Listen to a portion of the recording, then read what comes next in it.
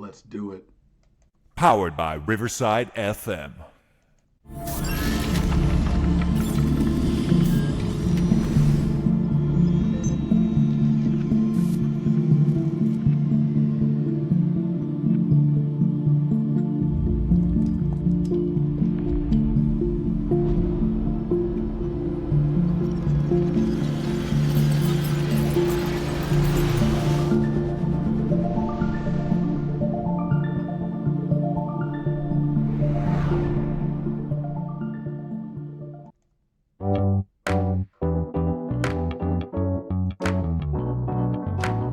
Powered by Riverside.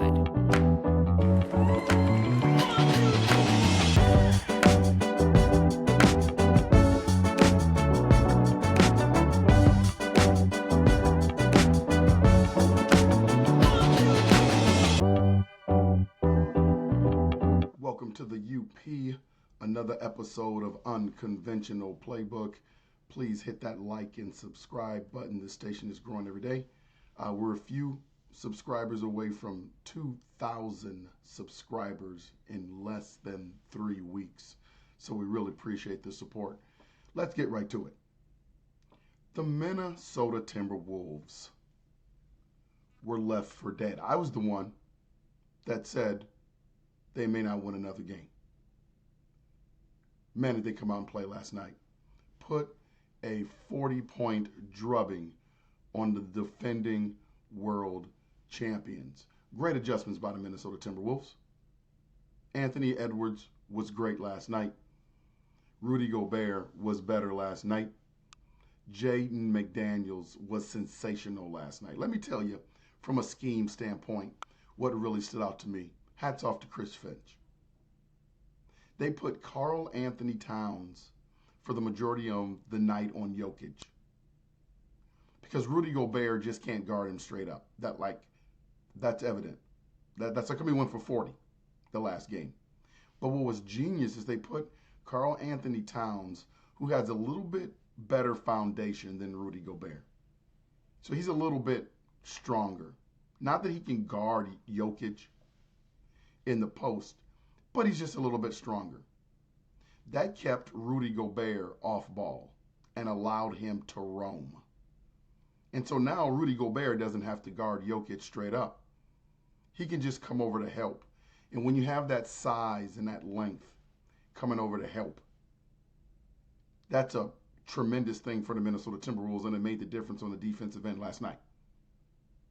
Then I thought the injection of Mike Conley Jr. into the lineup. They missed him last game when he was out. They missed him with that Achilles soreness. You got to be careful with those things. I wish he could have mustered up and sucked it up and played, but you never know with those Achilles, so I can't blame him.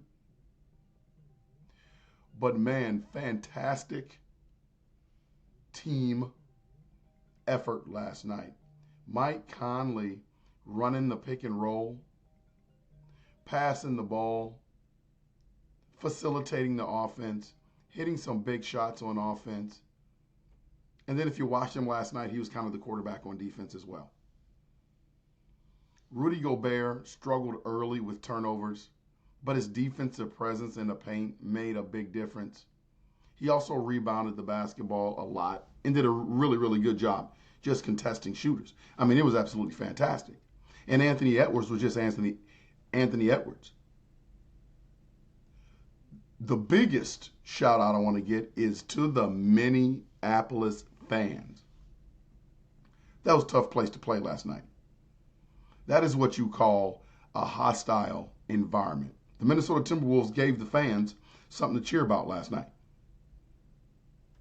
They repaid the fans for paying all that money for those tickets to go down there, because that was not a cheap ticket. That's the way you want to play at home. That's the way you want to come out. The Denver Nuggets came out, went up 9-2, I believe, early in that game. And then from then on, the Minnesota Timberwolves called a timeout early in that game, and it was over. Here's the big stat of the night. Jokic, only 2 assists. That is coaching adjustments by the Minnesota Timberwolves. They were able to defend him one-on-one, send a roamer behind him, and then Vegas shift everything else. So they were able to stay home on shooters. There was not a whole lot of open shots. Reggie Jackson got a couple of those shots from the corner, those deep threes, where those rotations are a little bit longer. You got to run a little bit more distance. They were able to get a couple of those. But for the most part, they were shut down. There's no rhyme or reason for basketball. This is why sports psychologists make so much money. Because last night, you can't tell me that there was a desperate, different effort by the Minnesota Timberwolves. Naz Reid flying over the place for offensive rebounds, stickbacks. Karl Anthony Towns had his swagger back. Mike Conley came in and was more aggressive on offense. And Jaden McDaniels. My goodness.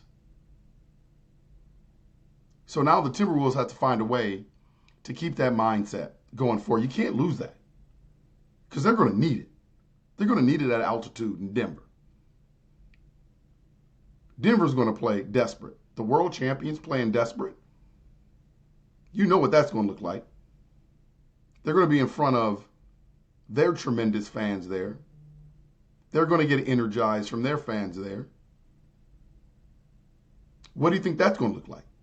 So the Minnesota Timberwolves have to come with that mindset. It's 3-3, guys. 3-3, next game on Sunday. Anything can happen on Sunday. Let's go, Anthony Edwards. This is where legacies are made. This is where legacies are made. Think about what the mindset of Jokic is going to be coming into that game. Anthony Edwards, you have to have the same mindset. And the game plan has to be solid like it was last night. And it's up to the players to be able to go out and execute it.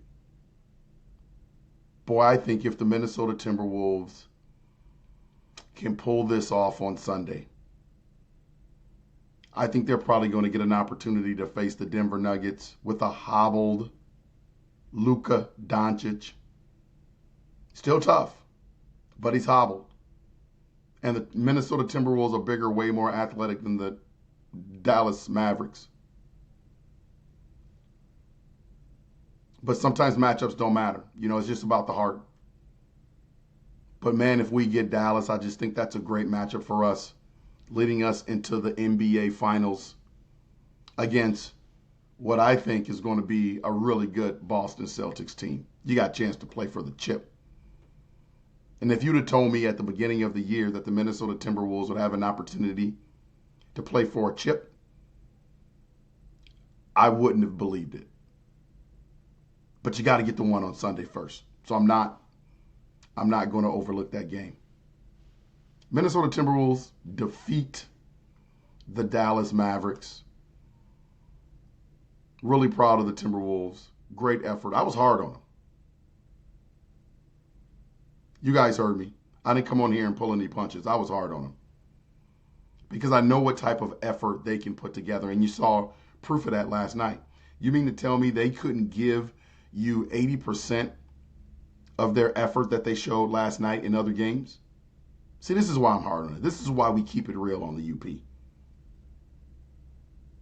No, we don't have relationships with the players. We don't have relationships with the organization.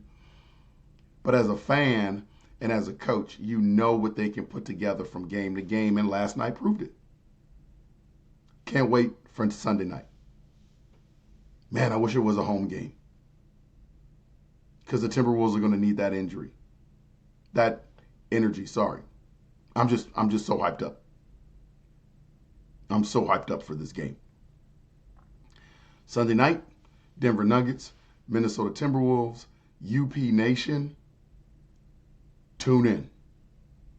Last thing I want to say before I get off is, again, thanks for sending in the comments and the emails.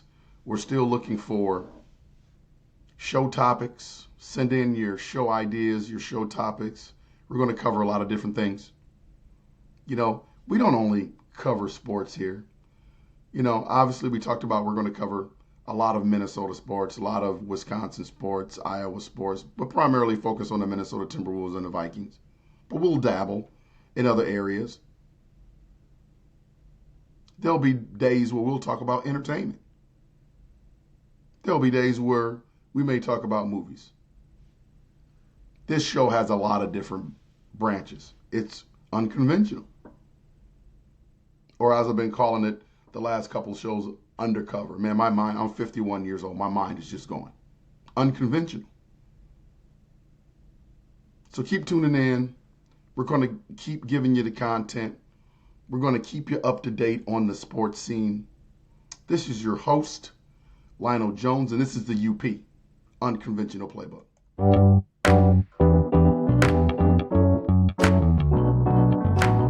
Powered by Riverside.